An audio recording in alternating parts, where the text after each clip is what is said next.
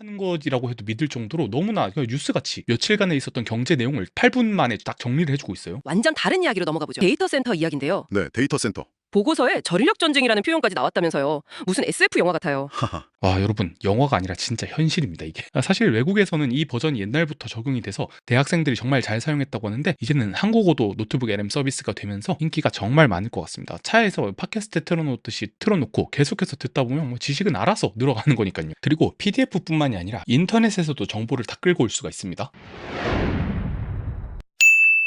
이 노트북 LM의 장점이라면 지식의 원천이 되는 소스에 따라서 인공지능을 내가 원하는 방향으로 학습시킬 수 있다는 점이 가장 큰 장점이에요. 제가 그렇게 많이 넣었음에도 불구하고 전체 300개 한도 중에 20개 정도와 소스를 썼어요. 그런데 여러분, PDF뿐만이 아니라 다양한 형식을 지원하면서 최대 200메가까지 업로드가 가능합니다. 200메가면 단어로 치면 한 50만 단어거든요. 이게 몇백 장짜리 PDF도 뭐 200메가를 안 넘어가니까 정말 큰 용량이라고 할 수가 있겠죠. 그런데 그 소스를 무려 300개까지 넣을 수가 있습니다. 이건 제가 실제로 공부할 때 쓰는 노트북 LM인데요. 골드만삭스나 모건 스탠리 같은 월가 은행들에서 나온 리포트나 영어로 된 책 원문들 있죠. 그리고 뭐 엔비디아 자료도 있고 제가 최근에 공부한 CFA 국제재무분석사 자격증 공부한 것도 들어가 있고 그리고 제가 최근에 미국 회계사 시험을 합격했거든요. 요거 관련해서도 제가 영상 올렸으니까 오른쪽 위에 영상 참고해 주시면 되겠고 이 미국 회계사 공부할 때도 AI의 도움을 엄청 많이 받았습니다. 제가 과장이 아니라 제가 공부를 진짜 많이 했는데 이젠 AI 없이 공부를 못할 것 같아요. 모든 문제를 저는 AI한테 물어보고 있습니다. 아니 공부할 때 환각이 있으면 어떡하냐, 거짓말 있으면 어떡하냐 하는데 확실히 제미나이 2.5 이상 버전부터는 추론 기반 엔진이기 때문에 거의 환각이 없어요.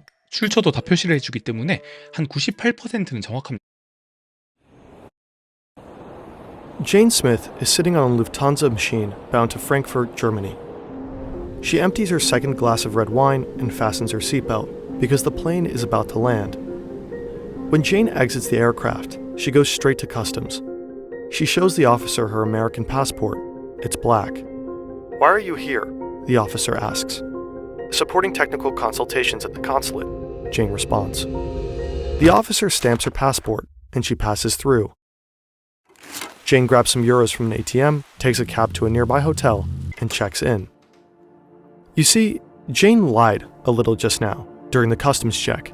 She is not working for a consulate, and despite her passport, the first thing that an authoritarian regime does when it wants to take over a society is it ruthlessly destroys the family. You think every man should have to serve the country? You have an entire generation of young people who are no longer resilient. In 1973, there were two things that radically changed how Americans view themselves, how men and women view themselves. I see kind of all of history as a war between the family and the state. What do you mean by that? The attack on the American family? Yeah, no, it's I wrote a speech that I gave a couple months ago where I really started talking about how I see kind of all of history as a war between the family and the state. These two big institutions. One is, you know, and it goes back to Plato. It goes back to like the Republic, the Greeks, right, where the entire philosophy. 개인적으로 내가 지금 뭐 10,000원, 20,000원을 내게 되면 너무 적은 액수라서. The sky above us is becoming a crowded place. On the very fringes of our atmosphere, satellites are helping us to communicate, find our way around, making our modern, busy lives possible. They are also watching us, allowing nations to spy on nations and providing the communications that are necessary for modern warfare. At the time of making this video, there are about 12,000 satellites in Earth's orbit around our planet. More than 7,000 of these are part of the Starlink mega constellation, a mission by Elon Musk's SpaceX program to surround Earth with an interconnected web of satellites. And this is merely the beginning.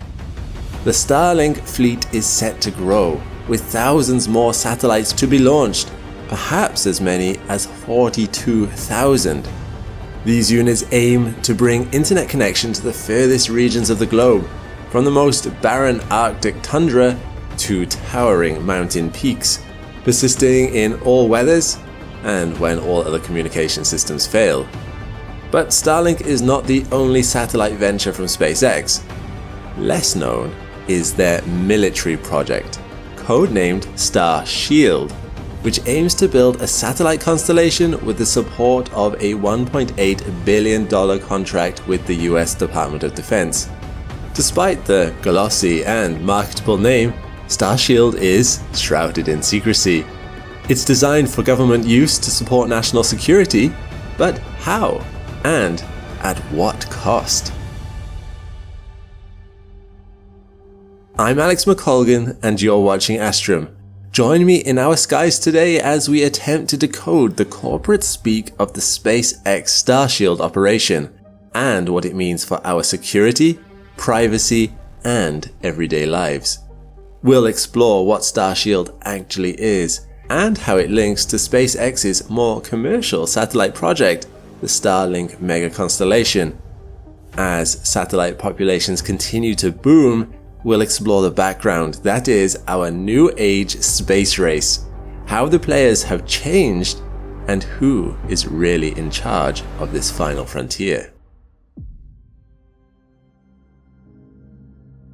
Before we march into the atmospheric battlefield, let's take a closer look at a more family-friendly SpaceX satellite project, Starlink. First announced in 2015, Starlink was designed for the purpose of rebuilding the internet in space and aimed to place 4,000 satellites in low Earth orbit. Low Earth orbit is standard for most satellites, even the International Space Station, and can be anywhere between 160 and 2,000 kilometers above Earth's surface. The goal of this system is connectivity where you least expect it. You need only plug the system in and point it at the sky with their antenna to get online. Besides digital gameplay in the mountains or taking a work call on the beach, the idea of worldwide internet connection actually has the potential for some really positive social change. Schools in remote areas of Fiji and the Solomon Islands have employed the use of Starlink to access digital teaching resources, which is making education more accessible for all. The Starlink fleet can be used to aid communications in the event of natural disasters, as it's less vulnerable than standard undersea cables. This came to light in 2024 when a 7.3 magnitude earthquake in Vanuatu took out the country's only undersea cable. Starlink was quickly able to deploy 300 satellites, which restored connection for emergency services and aided the national recovery operation. These success stories have contributed to Starlink's popularity surge, and the service now has over 5.4 million subscribers across the globe, with an estimated revenue exceeding